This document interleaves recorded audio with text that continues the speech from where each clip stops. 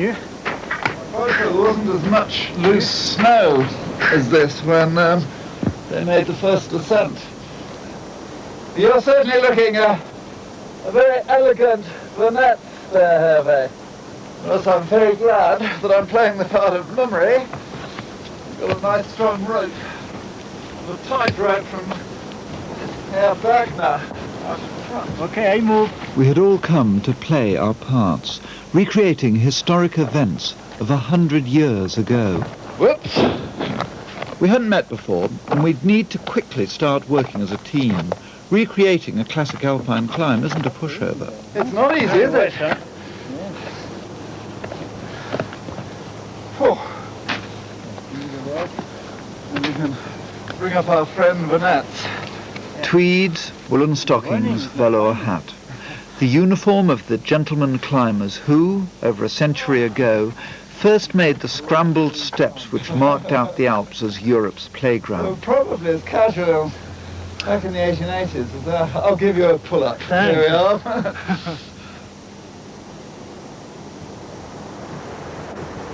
But for the British, this was more a stage set than a playground, somewhere they could live out their newfound love of the mountains.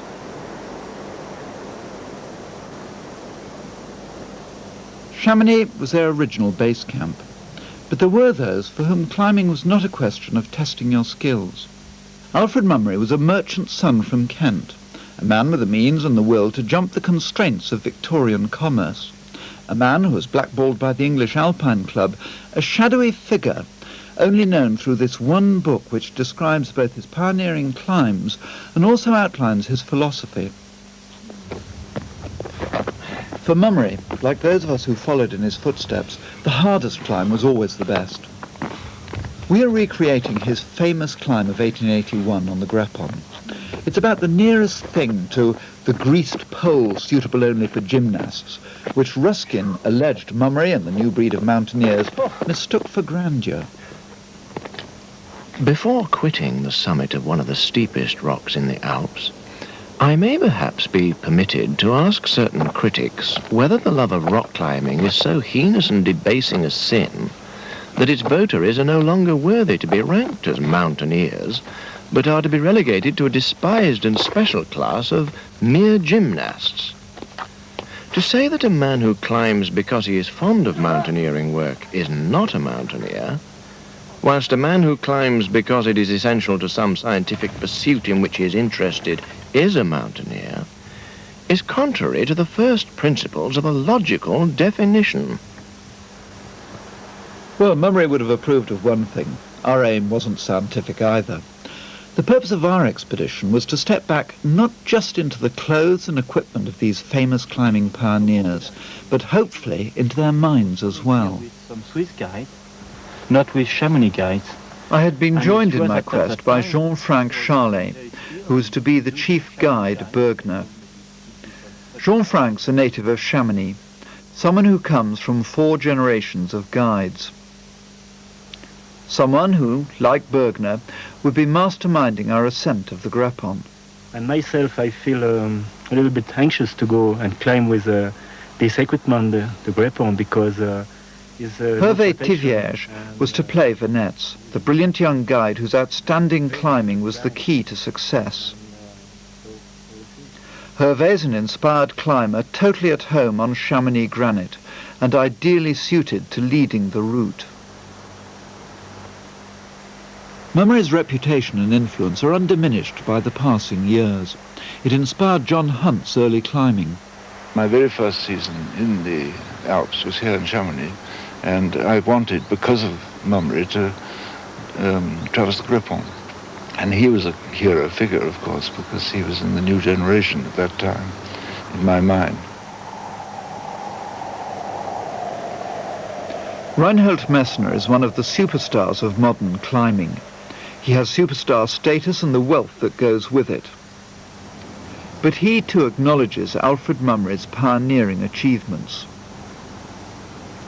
I think Mummery is one of the most important figures in the whole mountaineering history, and he stays exactly between mountaineering and modern climbing. The view that the modern rock climbing begins in the 70s and the 80s is totally wrong. It had a clear evolution before the First World War in the Eastern Alps especially, after the Second World War in the Dolomites in the Italian Alps with the Italian Sestogrado. The Italians were leading after the Second World War with a few British, with Joe Brown and Don Williams and so on. Afterwards also a few new heads from France, from French, and from America. And after only onwards came the evolution again, because they forgot all the bolts, they forgot all the technical aids, and again they came back exactly to the same climbs and to the same philosophy. Mummery started with his by fair means just more than 100 years ago. By fair means, the Mummery doctrine of what odds a climber should give himself against the mountain. It meant deliberately choosing a difficult route and giving the mountain a chance. We started our climb, as said Mummery, with little more protection than alpine shepherds in search of lost sheep. The boots, apart from the clinkers, were standard issue. The alpenstock seemed more ornamental than useful. But we were all going to depend upon those ropes around our waists before the climb was out. And so we set out for the Grepon, sandwiched on that distinctive ridge between the valley of Chamonix and the Mer de Glace. The valley bottom is just 1,000 metres. The summit of the Grepon a daunting 3,482. We began the climb proper at the foot of the Mummery crack, a precarious if spectacular vantage point. Right, now to be correct as Vanette, that's your picture there. Okay, I'm quite sure it wasn't sized up when he did it. The Mummery crack with out protection and with nails, and I think it's not 4+. It's probably, I don't know, it's difficult to say, but without protection is very difficult. I think it's underrated because it's still a long climb with this high altitude. It's a difficult road finding because the way is not marked and there's no pitons. So, and most of the people they climb on the practice, and they have pitons, and they are good on a cliff and even on a difficult climb on a cliff. But when they get in a high mountain like on the Grepon with no piton, and is like the Mummery crack, it's a different kind of technique. It's a lot of chimney.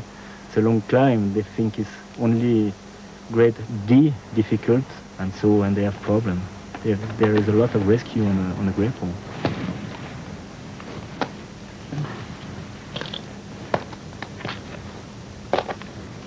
Je suis mal, putain. La vache, c'est fou. Ah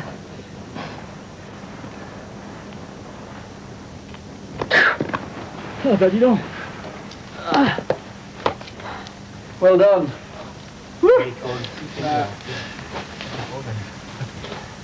Nice to be on the ledge, huh? I don't feel anything. What does it look like above? Nice. The inside of the crack icy as well. Yeah, it's a little bit icy. And some fresh snow also. We were attempting Mummery's route at the end of July, virtually the same time of year as the original ascent. But this year, there was a lethal coating of ice in the cracks, and despite the sun, it was bitterly cold. I'm nearly there.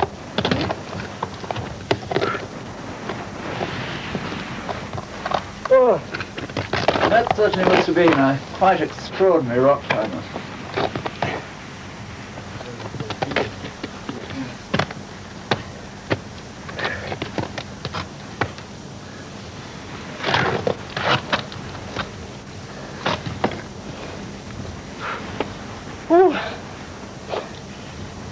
Are you at the top? Not yet. Almost. It's the elation that the nets must have felt when he actually got up there. Yeah. Presumably it's right decision to put it out and then get up there.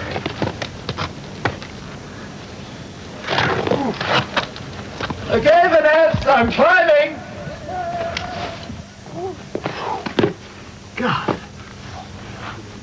Well, Mummery didn't have that little bit of help. It's good. Then at least it was a lot warmer than it is now. Whew.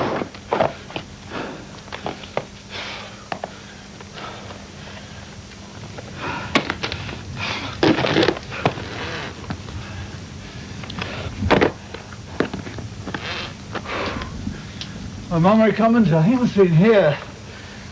He's amazed that Burnet's could reach it when he had a much shorter reach than he did. I think one of the stones applicable to me. At one or two places, progress was very difficult, the crack being in part too wide to afford any hold and forcing the climber onto the face of the slab. I subsequently found that at the worst point, my longer reach enabled me to get hold of a small protuberance with one finger. But how Burnet's, whose reach is certainly a foot less than mine, managed to get up, has never been satisfactorily explained.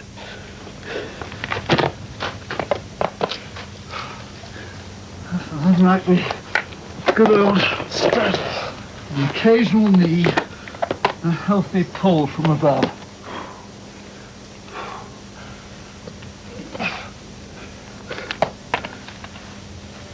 Heavy, you did very, very well to lead that. And it makes you realise what a superb climber Burnet's must have been years ahead of his time. It was strenuous. You don't feel the cold? No, I'm not feeling the cold too badly. I think the adrenaline's pumping too hard. It's all too easy. You can get your nail boot jammed in well, then you can't get the damn thing out. When your hands are cold, they get slippery, and the friction's even worse. Using Victorian equipment, I was painfully aware how Mummery must have felt on that first ascent. Wasn't that an incredible lead at that time? Oh, it's a pretty good lead on your part. That the technique of our sport has made rapid progress is alleged against us as a sort of crime.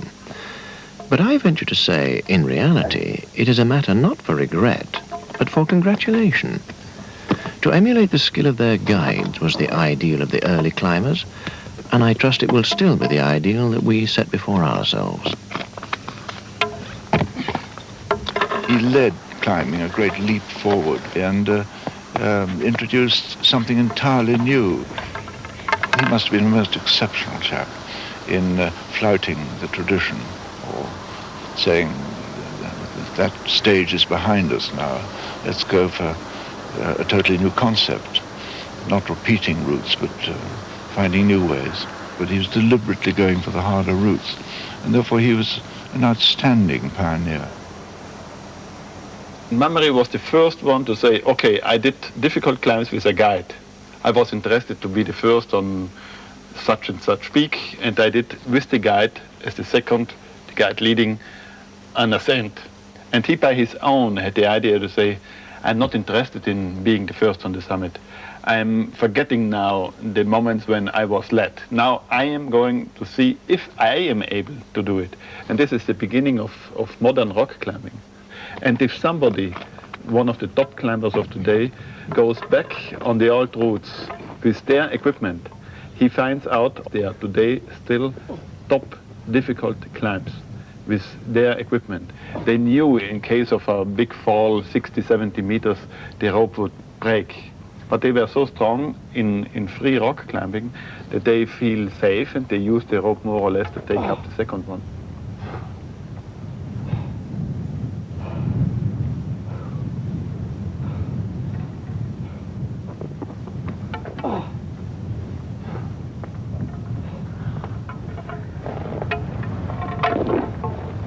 Bloody axe gets away.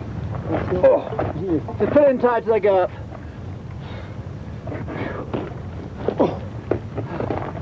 The dread is all that.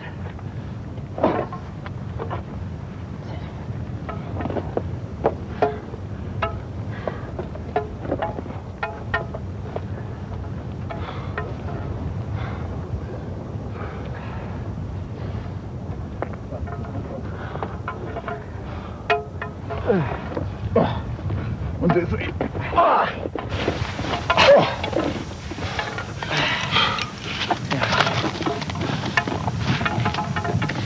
That's it. Great, thanks a lot.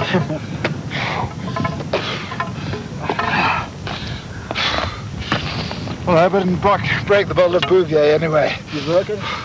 I don't think so, no. Can you go there? Okay, I'll get out of the way.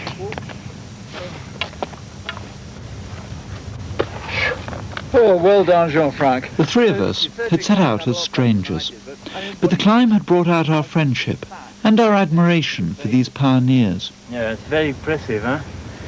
And the thing, you know, they have no protection and they have nothing to retreat in case it was coming too hard. They have no gear to retreat. They have just to go up, up, up. Impossible to go down. But that's just if they find a good place. But in a crack like this, the only possibility was to go up. That's right, it was an amazing ascent, wasn't it? Yeah. We'd spent over 5 hours on the route, climbing Mummery's Crack and the Ratachèvre or Goat's Rake. But to get nearer the summit, we first had to abseil down. Today it's a controlled manoeuvre. In Mummery's day, it was literally a step into the unknown.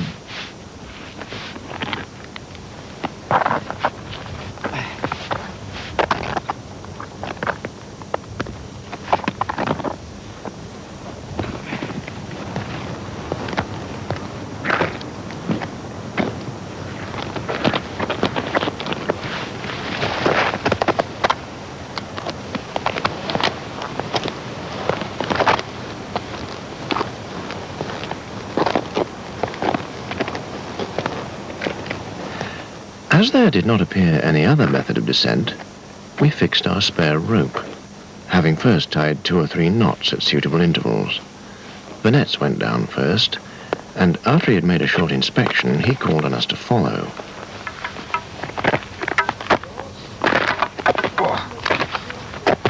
God, it's painful. You know, Jean-Franc, I mean, we really are cheating here. Firstly, it's a nylon rope. Yeah. And they were using just the alpine hemp rope. And I think all Mummery did was tie a couple of knots in it. And they went over, I suspect, hand over hand.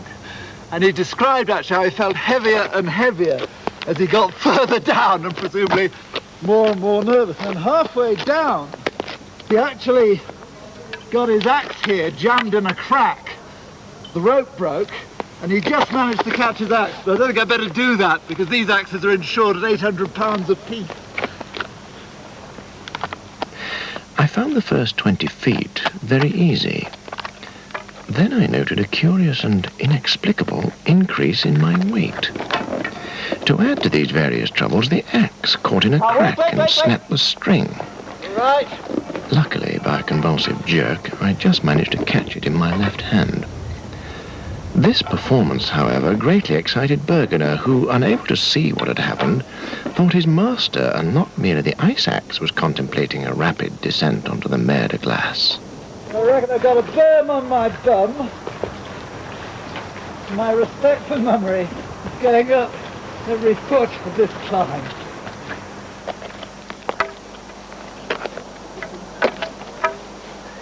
Now came a brief respite from climbing as I strolled along the Via de Bicyclette, a ledge aptly named by Mummery because of its width. Here, he said, was a broad road suitable for carriages, bicycles or other conveyances. Our final goal was in sight, but the Grepon saves its best defence to the very end. The route to the summit is a direct crack, but it's lacking in protection, it's spectacularly exposed, and it calls for a supreme effort at the top.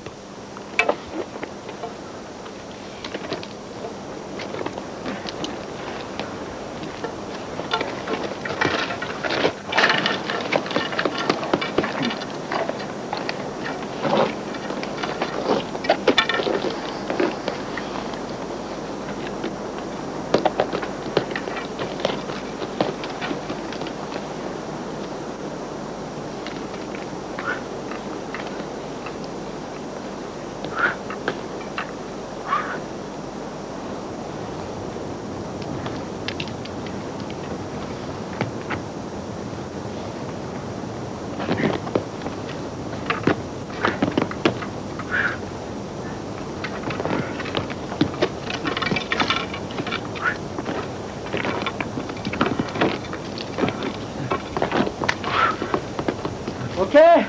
Okay.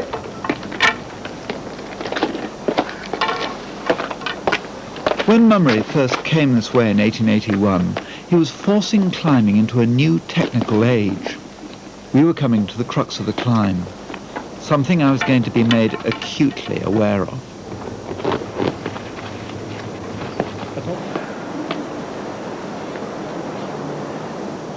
It was certainly one of the most forbidding rocks I have ever set eyes on.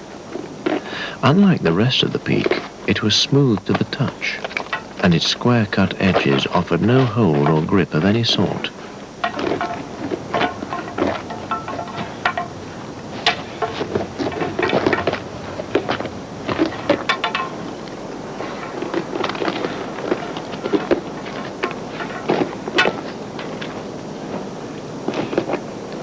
True, the block was fractured from top to bottom, but the crack, 4 or 5 inches wide, had edges as smooth and true as a mason could have hewn them.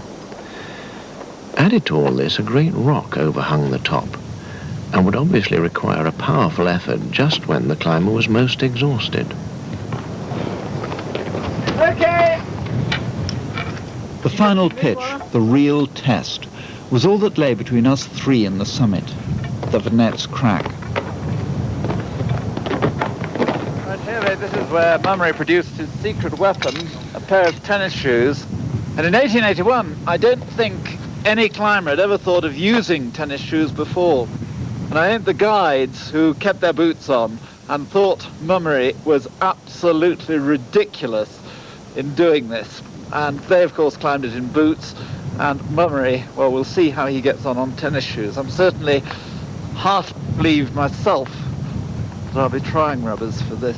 Bloody hell. Whatever I do, I mustn't drop these bloody boots.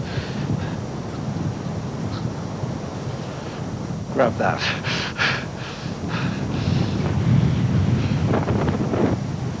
These are the kind of tennis shoes when I was a young lad of 16. It's a gag. Shit!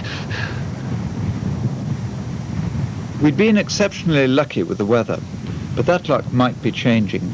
It was time to finish the route and get out. Time to push the unfortunate Hervé, our Venets, out and up.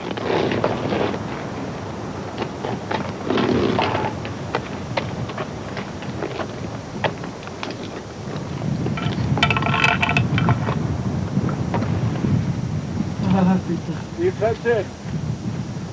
I think Venets, they maybe help him to go to the top of near the top of the Venet, but after he has to go up, he has to go out because there was no way to come down. So he has to go on top to save his life, otherwise he just fall down, and at this time with a rope there was no chance to stop his fall. Even now, if you put a top climber to climb the crack on the top of Grepon with the shoes, with the nails, you will find very exposed and very dangerous lead and hard, difficult.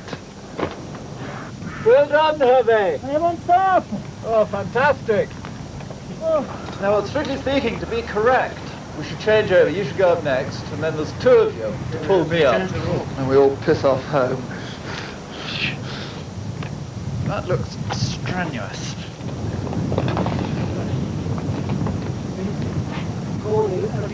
Can you try to stand on my axe? John Frank, try to stand on the axe. Yeah. Okay. Ah, that's better, yeah. Really better. That's it.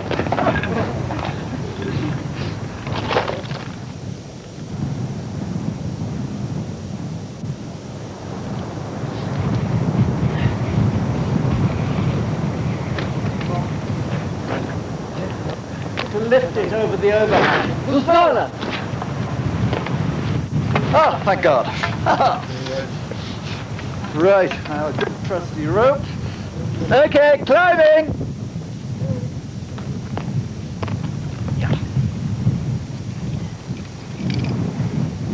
Right. That whole block came out about 2 inches.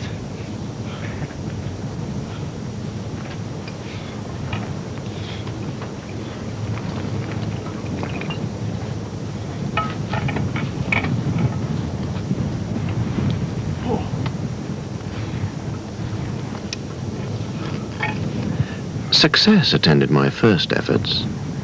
Then came a moment of metaphorical suspense, promptly followed by the real thing. And, kicking like a spider, I was hauled onto the top, where I listened with unruffled composure to sundry sarcastic remarks concerning those who put their trust in tennis shoes and scorn the sweet persuasion of the rope.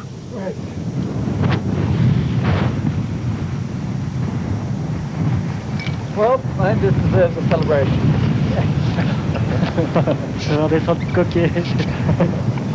The climb recreated. As for Mummery, he grew tired of a mere European playground and moved on to the Caucasus, and finally in 1895, the Himalayas. He set off for Nanga Parbat, a 26,658-foot mountain in the Punjab Himalaya. It was the first serious attempt on a major Himalayan peak. He described it as a sheer wall of rock and ice, as difficult as a series of Matterhorns and Mont Blancs piled one on top of the other. Mummery and two Gurkhas were last seen walking eastwards up the Diamir Glacier on the 24th of August. They were never seen again.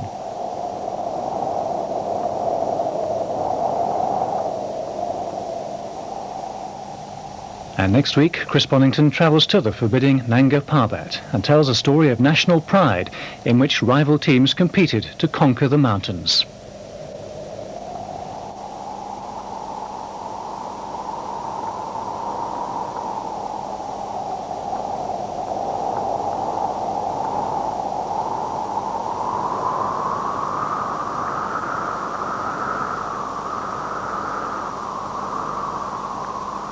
Ladies